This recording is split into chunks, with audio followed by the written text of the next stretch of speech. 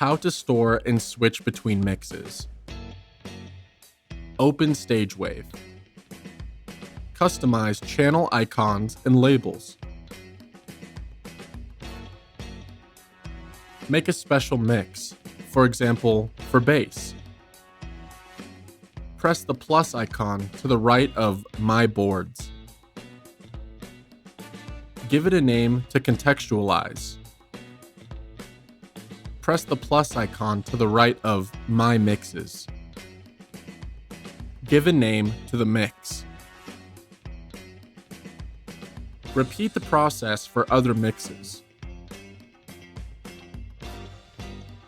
You can create other boards with other channel icons and labels. This is very convenient when you are working with different mixers, bands, or events.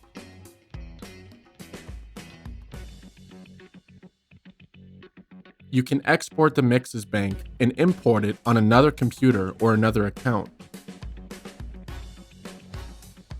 You can also save the mixes bank in the StageWave cloud.